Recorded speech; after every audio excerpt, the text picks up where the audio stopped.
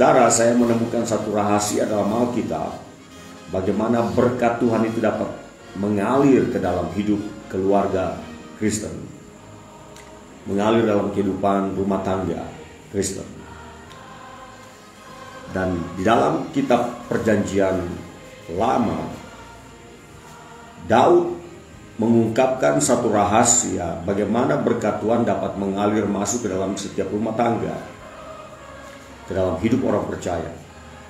Di dalam Mazmur 133 ayat 1 sampai 3, nyanyian ziarah Daud.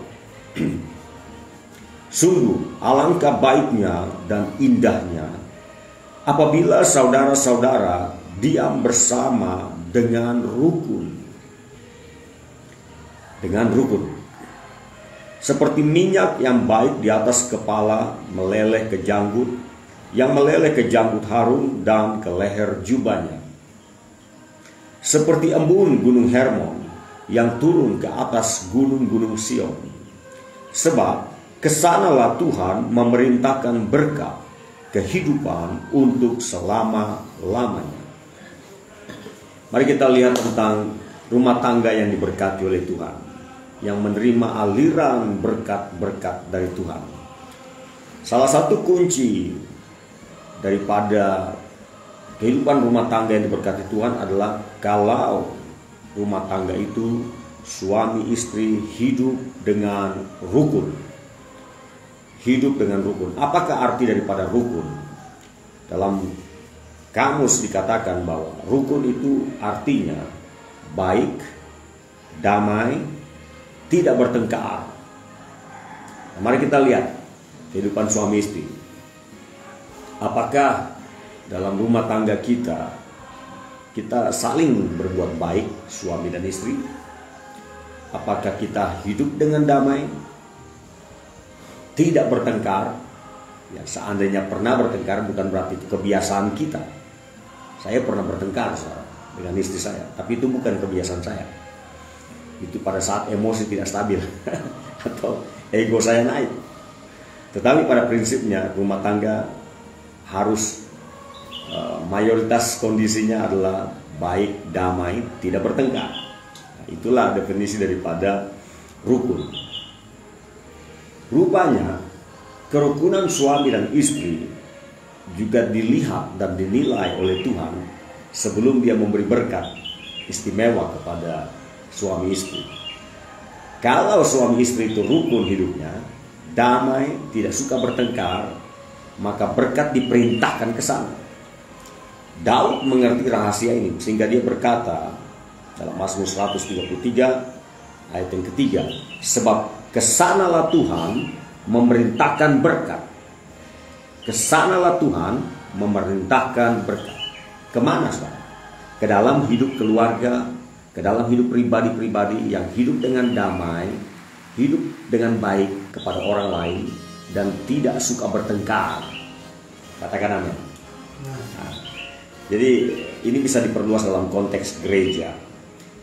Berkat Tuhan mengalir kepada gereja yang seperti apa? Saya yakin prinsip ini berlaku. Berkat Tuhan diperintahkan oleh Tuhan datang kepada sebuah komunitas, sebuah gereja yang hidupnya rukun, baik, damai, dan tidak bertengkar. Pernahkah saudara melihat dalam sebuah gereja ada orang-orang bertengkar dan tidak habis-habisnya mereka bertengkar? Ada oknum-oknum tertentu. Bisa jadi. Dan apa yang terjadi dengan hidup mereka yang suka bertengkar? Rohaninya tidak bertumbuh. Bagaimana dengan gereja? Pendeta bertengkar dengan jemaat. Apa yang akan terjadi saudara? Berkat Tuhan bisa terhenti oleh karena kondisi tidak rukun, tidak damai, dan suka bertengkar. Saudara, sifat bertengkar itu menyusahkan banyak orang. Selain menghentikan aliran berkat, suka bertengkar itu dikatakan dalam Amsal pasal 17 ayat 14. Memulai pertengkaran adalah seperti membuka jalan air. Jadi undurlah sebelum perbantahan mulai. Mari kita lihat bahaya daripada pertengkaran dalam keluarga, dalam gereja, atau bahkan dalam dunia usaha, dalam dunia kerja. Kalau kita suka bertengkar, itu sangat merugikan kita dan juga merugikan orang lain. Dikatakan oleh orang berhikmat, anaknya Daud yaitu Salomo, kalau memulai pertengkaran itu seperti membuka jalan air. Air, saudara, ini gambarannya. Air kalau dia sudah mengalir, dia tidak akan berhenti. Di mana ada jalan untuk air itu mengalir, air itu tidak akan berhenti, dia pasti mengalir ke situ. Maksudnya adalah, kalau kita memulai pertengkaran, maka pertengkaran itu pasti jadi. Pertengkaran itu akan pasti mengalir, saudara, kalau kita mau memulainya. Nah, kalau kita sudah tahu bahwa pertengkaran itu kalau dimulai, walaupun dia istilahnya sedikit saja dimulai, tapi dia pasti akan jadi membesar pertengkaran itu. Salomo katakan, undurlah, menghindar sebelum perbantahan atau pertengkaran dimulai. Jadi sikap kita mengenai pertengkaran, lebih bagus kita mengambil sikap antisipasi atau kita menghindar daripada pertengkaran. Dalam suami istri, kehidupan suami istri, kalau satu sudah mulai memancing dengan emosinya, misalnya suami, istri tahu kalau diladeni suami ini, emosinya diladeni, maka pertengkaran pasti jadi. Maka istri dengan hikmat yang dari Tuhan, dengan kesabaran dari Tuhan, ambil keputusan menghindar. Ketika seorang suami mulai emosi, marah, mulai mengeluarkan kata-kata kasar, demi keselamatan suami istri, kedamaian dan berkat Tuhan supaya tetap mengalir, maka istri yang bijaksana tidak akan meladeni suaminya. Istri akan mundur. Tapi kalau istri menanggapi emosi daripada seorang suami, istri ikut emosi, suami mengeluarkan kata-kata kasar, lalu istri ikut juga mengeluarkan kata-kata kasar, maka pertengkaran bagaikan air, dia akan mengalir deras ke tempat di mana air itu mau mengalir atau pertengkaran itu mau terjadi. Saya sudah punya pengalaman, saudara. Saudara juga pasti punya pengalaman. Kalau pertengkaran itu dimulai, satu orang mulai memancing pertengkaran dan yang satu terpancing, maka pasti dia akan bertengkar. Jadi, nasihat Salomo adalah lebih baik menghindar daripada meladeni orang yang memancing kita untuk bertengkar. Katakan amin. 1, 2, 3. Semangat and never give up. Ini pesan penting untuk kehidupan suami istri. Doa kita juga tergantung dengan kerukunan dalam rumah tangga. Bukankah sudah dikatakan oleh Petrus, dikatakan demikian dalam 1 Petrus pasal 3 ayat 7. Demikian juga kamu, hai suami-suami, hiduplah bijaksana dengan istrimu sebagai kaum yang lebih lemah. Hormatilah istrimu sebagai teman pewaris dari kasih karunia, yaitu kehidupan, supaya doamu jangan terhalang.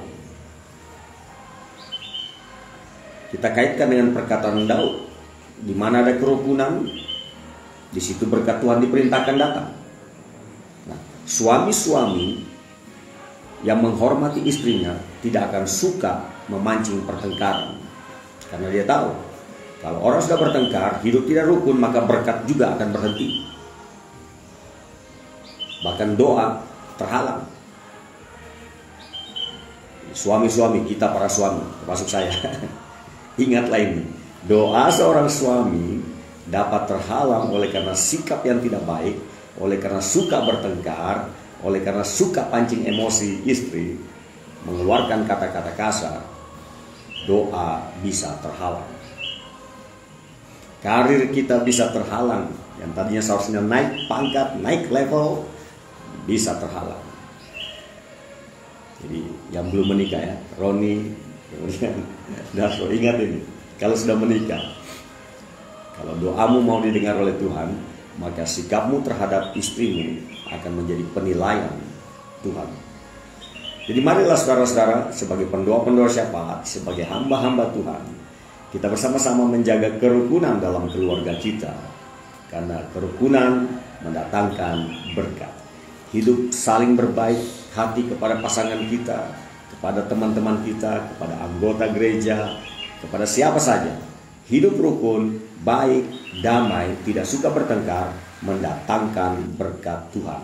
Katakan amin. Puji Tuhan. Tepuk tangan bagi Yesus kita. Haleluya.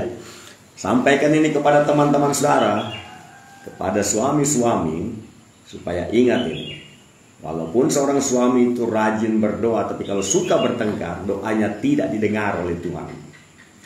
Walaupun suami punya cita-cita, mau naik pangkat, mau naik level, mau berkat besar dari Tuhan, tapi kalau suka bertengkar dengan istrinya, tidak mau rukun, tidak menghormati istrinya, maka doa seorang suami akan terhalang oleh dosanya sendiri. Puji Tuhan. Mari kita berdoa. Bapa di sorga, terima kasih untuk pesan firman Tuhan yang datang kepada kami, untuk kami berjaga-jaga, menjaga hati kami menjadi orang-orang yang memiliki sifat suka akan hidup yang rukun, damai, berbuat baik, dan tidak suka bertengkar. Oh Roh Kudus, tolong kami supaya dimanapun kami berada, kami adalah pembawa damai sejahtera.